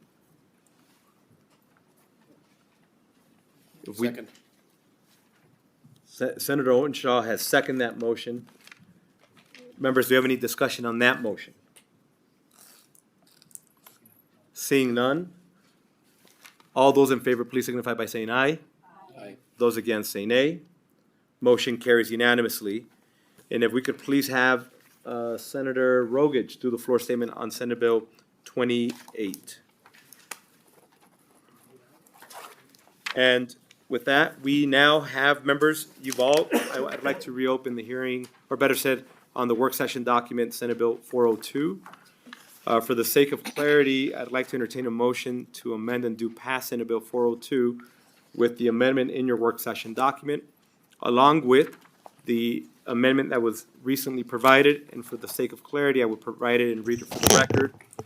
The additional amendment to be considered for Senate Bill 402, in addition to the amendment that's already in your work session document, reads as follows: Section 3, new subsection 6. A building restoration project does not include any project, projects, parcel, or parcels of land, building, or groups of buildings or spaces that includes or will include an establishment as defined in NRS 463.0148 that holds a non-restricted gaming license as defined in NRS 463.463.0177, whether the license is held by the owner, lessor, or lessee of the building restoration project, or a third-party licensed by the Nevada Gaming Commission to operate gaming devices as defined in NRS 463.0155 or games as defined in NRS 463.0152 on a continuous or periodic basis. Section 7, new subsection 3, A municipality shall not adopt an ordinance pursuant to this section or create a district for any building restoration project unless the municipality has entered into a written deed restriction or restrictive covenant with the developer, and such deed restriction or restrictive covenant has been properly and validly recorded within the appropriate county recorder in the county where the building restoration project is located. The recorded deed restriction or restrictive covenant shall restrict the use of the building restoration project or any portion of the building restoration project as follows. A, the written deed restriction or restrictive covenant shall include the developer or the building restoration project and the municipality as parties to the document. B, the written deed restriction or restrictive covenant shall prohibit the building restoration project or any portion of the building restoration project from conducting or operating a non-restricted operation on all or any portion of the building restoration project that requires or would require a non-restricted license issued by the Nevada Gaming Commission for a period of at least 20 years from the date of the ordinance or the creation of the district, whichever date is later in time. The terms non-restricted license and non-restricted operation shall have the meanings given to such terms as set forth in NRS 463-0177 as amended from time to time. The written deed restriction or restriction covenant shall be covenant running with the land for the benefit of the municipality and shall be binding on the successors and assigns of the building's restoration project in the municipality.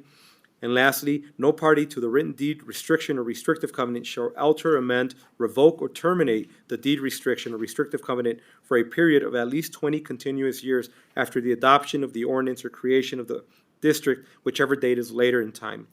After that time period, any alteration, amendment, revocation, or termination of the deed restriction or restrictive covenant shall require the affirmative vote of the governing body of the municipality.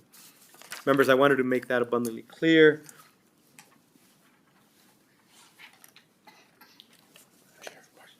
Oh, yeah, we'll get some questions on the record. I just wanted to make that abundantly clear. I also wanted to let folk know that with this proposed amendment, there's still stakeholders looking at it. It just came out, so there hasn't been an opportunity for fully vetting on all sides, but in the interest of moving the bill forward and collaborating, we are putting this on the record, so for the sake of transparency.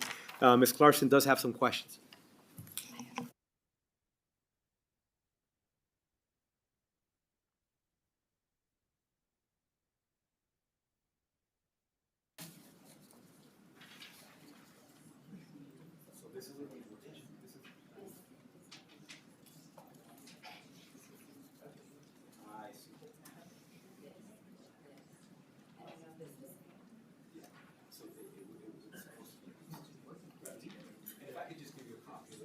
Yeah.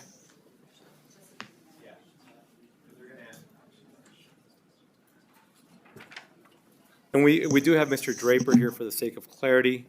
I know we were working up until the clock on this one, so I just want everybody to be on the same page and that we're all working off of the same document. Mr. Draper, please. Specifically on the two amendments that we're working off of. So, Chair, these two amendments, one was submitted yesterday that addresses some of the stakeholder concerns. This one was, the one that Chair Flores just read was submitted this morning. It's one that we agreed to with NRA. I can quickly give an overview of what the intent of the amendments are. Section 3, subsection 4, working from the work session document. Section 3, subsection 4, the building has not had any business operated at the site for at least 10 years other than what is required to maintain a privileged license. In this case, that would be a liquor license. So some of these properties have decided to maintain their liquor license even though they've been closed for a long time, and that requires certain business to be conducted. Add to section 7, subsection 1, a governing body of a municipality introducing an ordinance to create a restoration improvement district must solicit comments from any overlapping municipality or special district that could be impacted financially from the creation of a restoration improvement district. The municipality or special district will have 30 days from the notification to provide comments to the municipality creating the restoration improvement district. I actually think the amendment in the work session document is slightly different. And that's the amendment that should be gone with, is that it needs to be a certified letter to the governing board is what that notification looks like. So this amendment that's printed out, the work session document has the correct amendment on it. And then Section D, the municipality or special district that could be impacted financially from the creation of a restoration improvement district shall vote within 30 days of the notice to solicit comments regarding the ordinance to create a restoration improvement district. The municipality or special district must provide a written notice sent by must provide a written notice sent by certified mail to the governing body that introduced the restoration improvement district ordinance or its designee. And then add subsection to number 7, a restoration improvement district may not include a property that is, at the time of the boundaries of the restoration improvement district are created, included within a redevelopment area previously established pursuant to the laws of the state. This specifically addressed Senator Neal's question about being able to put a restoration improvement district over a redevelopment district that mimics what's in 760, now I'm blanking on the NRS, but that mimics what's elsewhere in statute.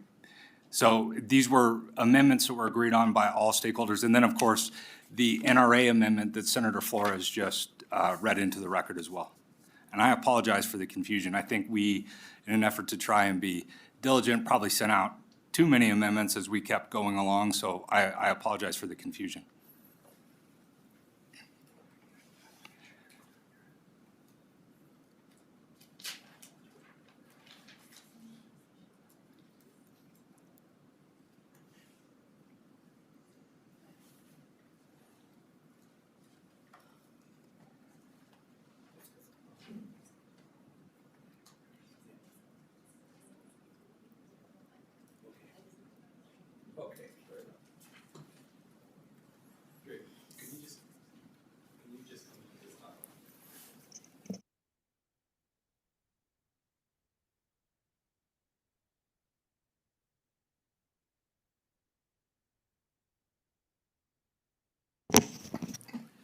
Perfect. Now with that, members, any discussion or questions specifically on the two things that we just went through? Senator Ellison, please. Thank you, Mr. Chair. I do have some questions about this. You know, it says you can't have gaming for 20 years. Well, I mean, does the stakeholders that are gonna put all the money into this facility that's been empty for 10 years, which would have brought money back in that community, now they're restricting part of the revenue that would have went into this. Is the stakeholders all right with this? Chair, we heard a lot of, Mike Draper for the record, we heard a lot of testimony about the precedent of using tax increment financing for gaming properties. And out of respect to that precedent, the stakeholders agreed that to amend this out. They're still looking to see if this is a program that they want to participate in. If they want to maintain that non-restricted license, they can't participate in this. But they also have a lodge that has, you know, it's right on Lake Tahoe, it has a theater, it has a number of other amenities. So regardless, they're going to do what's best, but they are evaluating to see how, what kind of property they can build. I think in conversations, there's nothing here that prohibits restricted gaming license. So that could be an alternative for them from that space. They might find something else. We weren't talking about a large casino floor. This was 10 or 12,000 square feet. So they're looking, because we're amending this so quickly, they're now looking at what options they have to make that property viable. And if it is that gaming needs to be an integral part of it, after all, it is the oldest established gaming resort in the country, then they won't participate in the program. But they fully know that that's what this entails. Please follow up. They don't go under the assessment district for, you know, for the abatement. Could they then, at that point in time, put anything they wanted in there, or is the gaming commission gonna hold them back? No, they could let that license go inactive, and they could put anything they want, that, assuming it gets permitted by TRPA and things like that, they could put more or less anything they want in that property. Thank you, and that answers my question. Members, any additional discussion? Seeing none, at this time, I'd like to entertain a motion to amend and do pass Senate Bill 402 with the amendments that were read on the record by myself and Mr. Mike Draper. Senator Daly has made the motion to amend and do pass Senate Bill 402. Do I have a second? Second. Vice Chair Orenshaw has made the motion to amend and do pass Senate Bill 402. Members, do I have any discussion on the motion? Seeing none. All those in favor, please signify by saying aye. Aye. Those against say nay. And I'd like to say thank you to all the stakeholders and Mr. Draper for working with all the parties to try to make this something that we can all work with. And I expect that it will continue to be worked on in the assembly side to get everybody in alignment. With that, members, I'd like to next go to Senate Bill 78. Oh, excuse me, and before we move on from Senate Bill 402, I will be doing the floor statement on Senate Bill 402. Next, I'd like to go to Senate Bill 78. Mr. Sendbeck, please.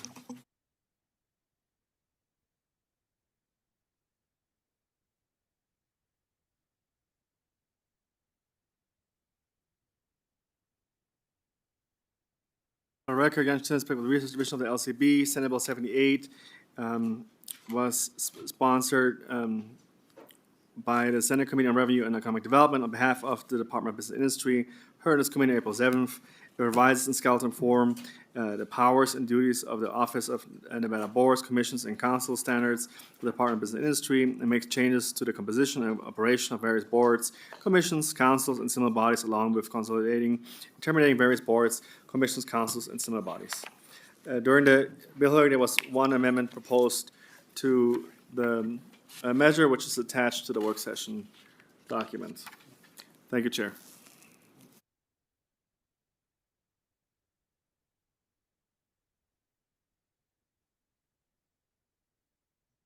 Thank you. At this time, I'd like to entertain a motion to amend and do pass. We have a motion to amend and do pass by Senator Krasner. Do I have a second? We have a second by Senator Rogich. Members, do you have any discussion on Senate Bill 78? Senator Neal, please. Thank you. Thank you, members. Any other discussion on Senate Bill 78? Senator Orenshaw, please. Thank you very much, Chair. I appreciate Department of Business Industry and Director and Ms. Haig and all their work to try to address some of the concerns. But I've had so many emails, so many phone calls from so many different boards and members that I'm worried that there's unintended consequences with the bill as it's currently written. I do appreciate everybody's work. Unfortunately, I'm going to be a no today.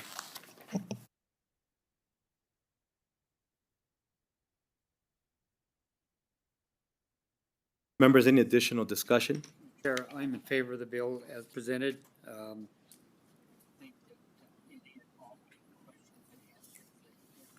Still be answered. So if, I'd like to see it get moved out and then all the amendments that has to be made or changes could be made at the, Understood. Members, any additional discussion? Senator Krasner. Thank you, Chair. I also rise in support of this bill. When the bill was presented in this committee, the presenters did say they were open and willing to work with all stakeholders and work on amendments to the bill. So I will be voting yes. Thank you.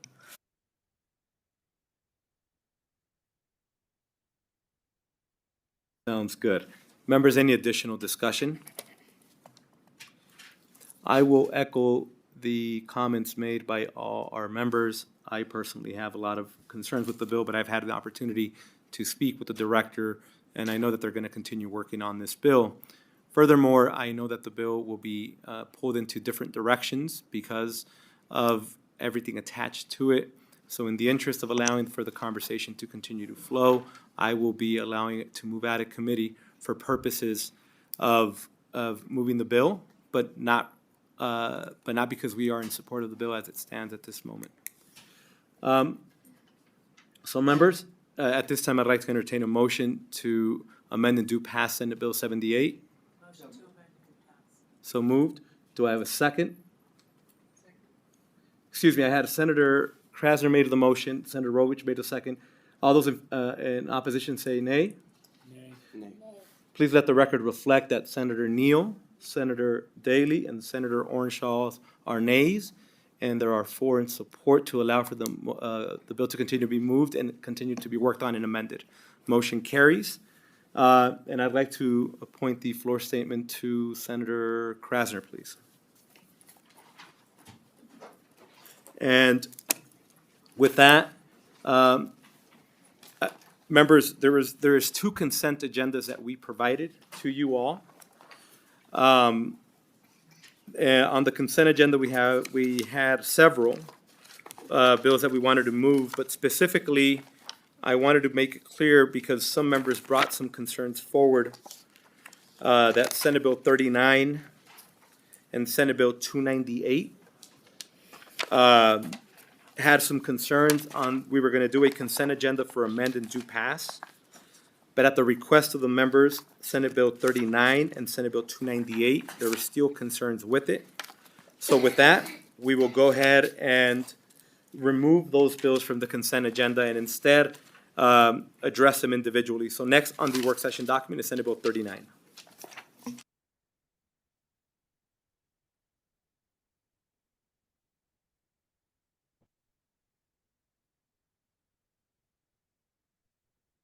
For the record, against Spec with the reservation of the LCB, Senate Bill 39 was sponsored by this committee on behalf of the Division of Emergency Management and heard on February 24th. It creates the Nevada Hazardous Mitigation Revolving Loan Account in a state general fund and requires the Division of Emergency Management of the Office of the Military to develop and carry out a program to grant loans to certain eligible recipients to fund hazardous mitigation projects, and it also requires the division to adopt regulations relating to the loan account. After the bill hearing, Senator Daly proposed an amendment to require that prevailing wages be paid on any hazard mitigation project that receives a loan from the Nevada Hazard Mitigation Revolving Loan Account. Thank you, Chair. Thank you. And with that, members, any discussion on Senate Bill 39? Seeing none, I'd like to entertain a motion to amend and do pass Senate Bill 39. So moved, Mr. Chair. Vice Chair Orenshaw has made the motion to amend and do pass Senate Bill 39. Do I have a second? Senator Skip Daly has seconded that motion. Members, any discussion on the motion? Seeing none, all those in favor, please signify by saying aye. Aye. Senate Bill 39, aye. Those against say nay. If the nays could please raise their hands. Please let the record reflect Senator Rogich, Senator Ellison, and Senator Krasner's are nays. Motion carries. And Senator Neal, if you could please do the floor statement. And next, on the work session document, is Senate Bill 298.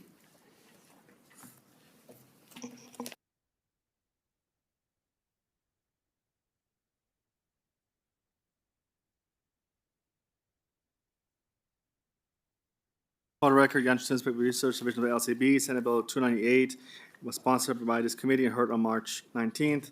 It prohibits the Government Employee Management Relations Board from drawing an inference in favor of or against a party to a complaint proceeding if the inference is based solely on the fact that a collective bargaining agreement does not expressly address the type of act or mission that is subject of the complaint. The bill also revises the definition of punitive action as the term relates to certain police officers to include any action which may lead to denial of an increase either in seniority or compensation for purpose of punishment.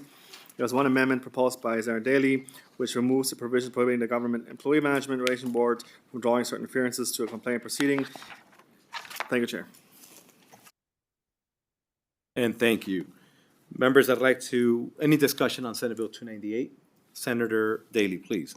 Thank you, Mr. Chair. Just want to make clear that the only remaining provision in the bill is in NRS 289 regarding the step pay provisions. Anything related to 288 is out. Members, I wanted to make sure that that was clear on Senate Bill 298. Senator Daly, if you could please repeat that one more time. Any of the provisions that related to NRS 288 are being removed. Just for the sake of clarity, members, his bill addressed 2 specific sections of the NRS, NRS 288 and NRS 289, more commonly known as the Officer Bill of Rights. And what Senator Daly has suggested in his amendment is that he wanted to make it clear that the language referring to punitive would remain on there, but he would remove Senate, Section 288. Ms. Clarkson, any questions? Just to clarify the record, the motion would be to amend and do pass, and the amendment would be to delete Section 1 from the bill. That is correct.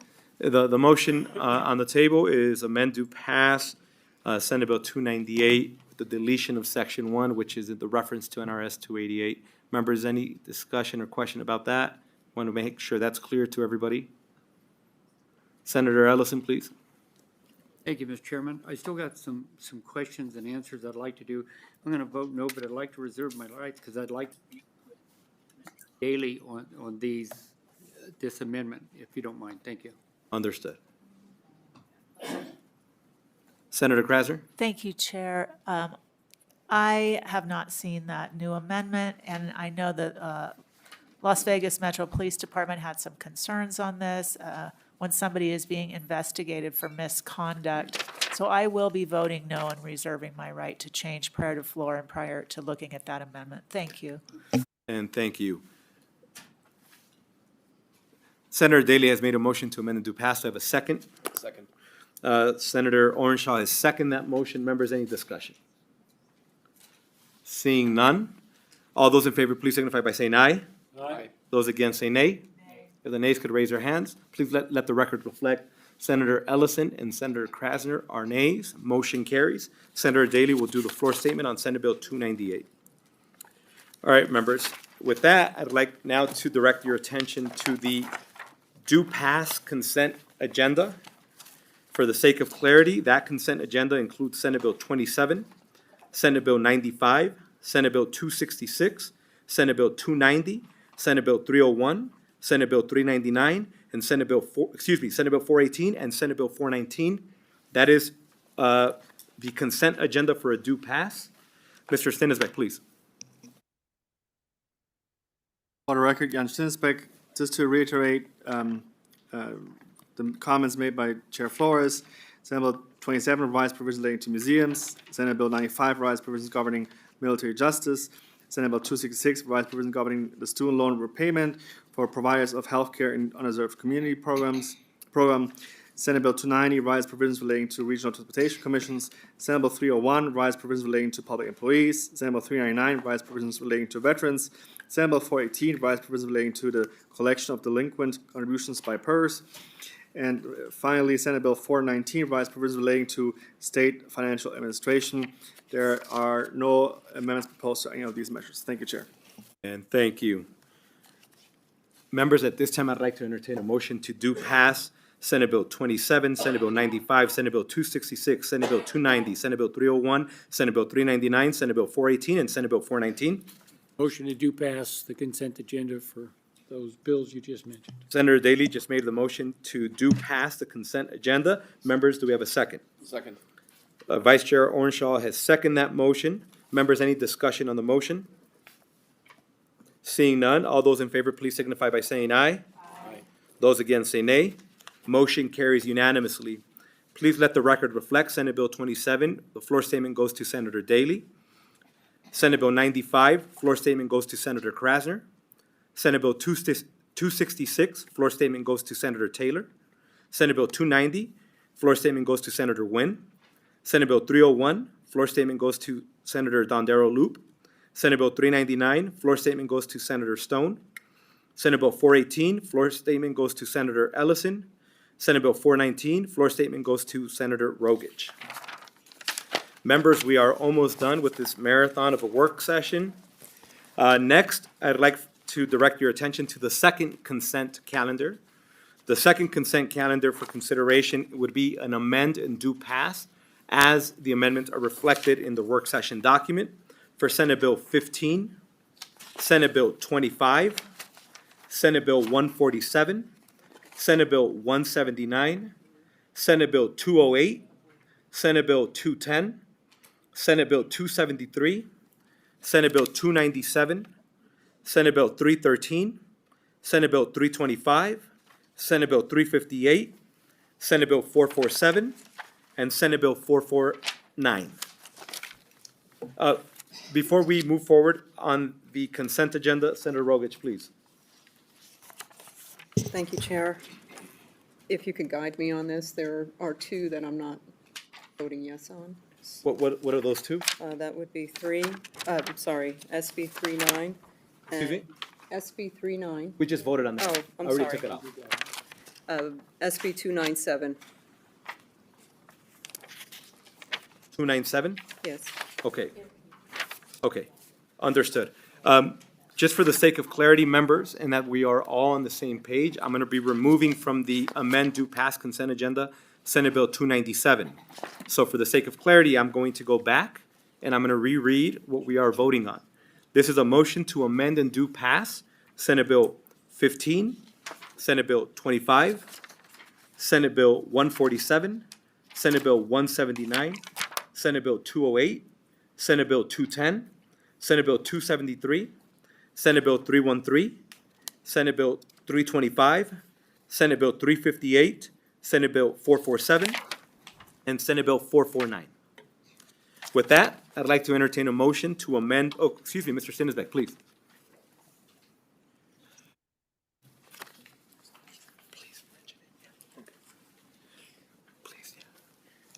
For the record, Johannes Stinsbeck with the Research Division of the LCB. I will briefly summarize those bills and the amendments proposed to them. Senate Bill 15 revised various provisions relating to governmental administration. The amendment clarifies business hours for the county treasurer's office and restores amended language regarding the posting of franchise agreements, and instead limits the number of posting required. SB 25 provides provisions relating to fire protection. There are two amendments proposed to the bill. The first removes the additional provisions requiring cooperation between the State Forest Fire Warden and the State Fire Marshal. The second removes the cannabis cultivation facilities from the provisions of the bill. SB 147 creates the Southern Nevada Regional Planning for Economic Resilience Pilot Program. The amendment increases the number of members of the advisory committee from 5 to 9, removes the provision that requires the commission to provide the advisory committee with administrative and staff support, and revises the provisions concerning which entity oversees the program. SB 179 revises provisions relating to discrimination.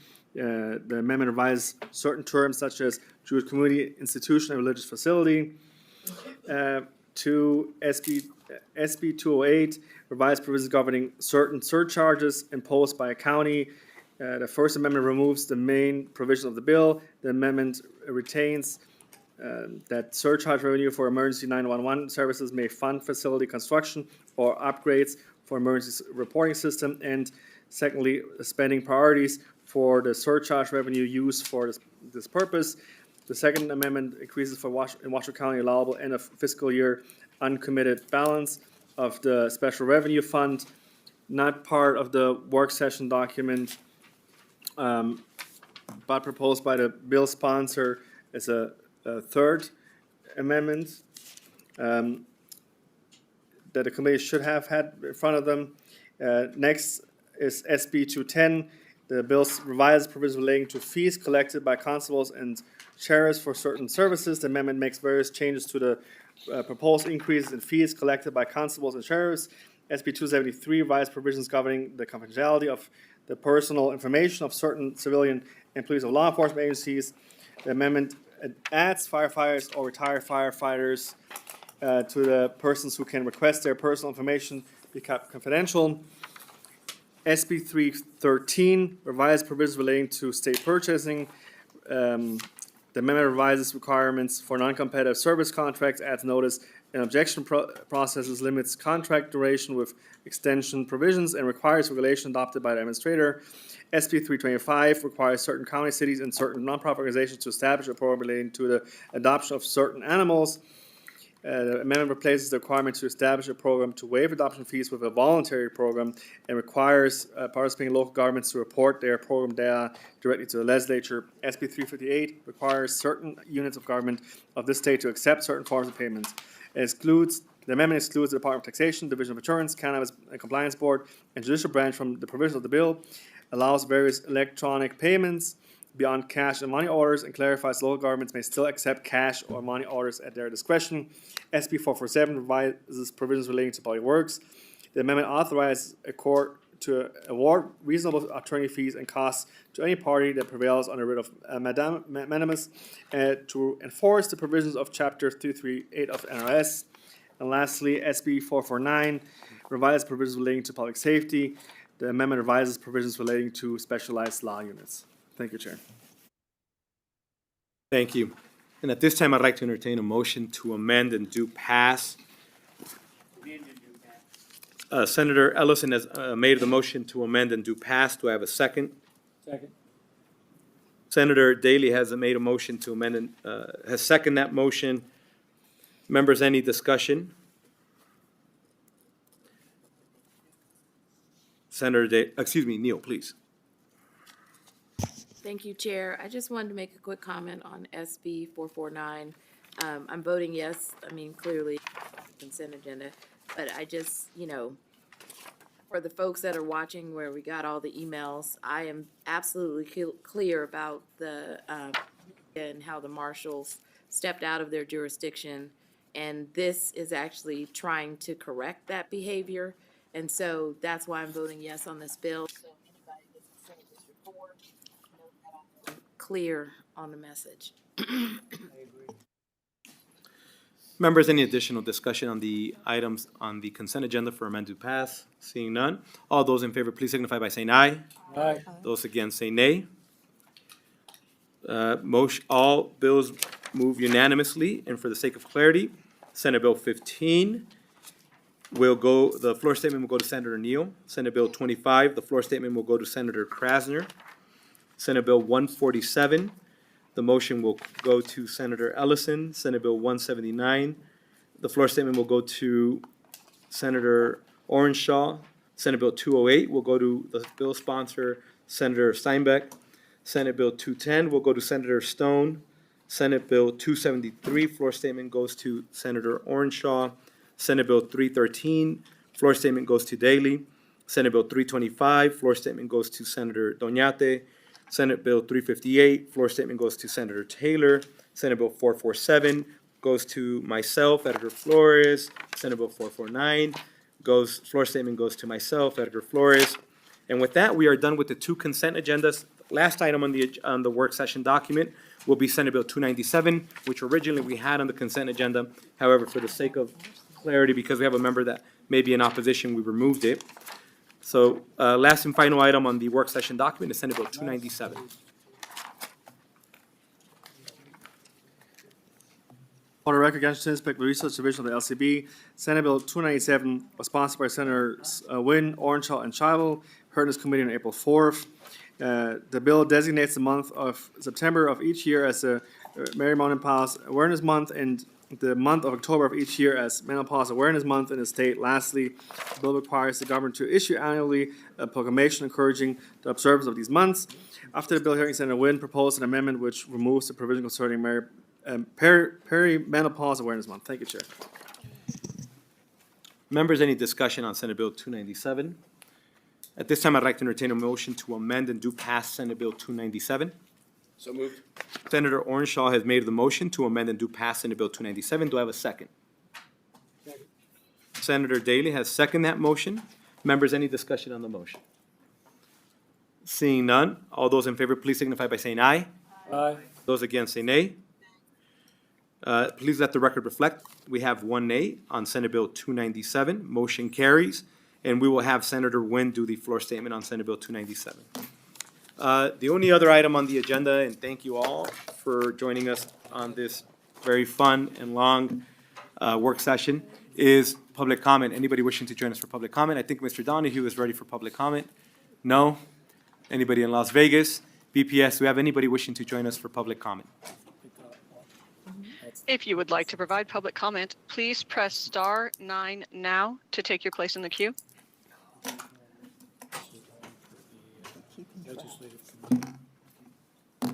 Chair, you have no callers wishing to provide public comment at this time. Thank you. And I meant that, thank you. I think everybody's ready to go home on this very long Friday. Thank you, members. Specifically, thank you to all our staff for making this work today and making the magic happen as always. So we very much appreciate our staff. Members, we will not be meeting on Monday. Just please pay attention to the agenda as we may change some stuff around for Wednesday and Friday of next week. But for now, no Monday. I hope everybody has a great weekend. This meeting's adjourned.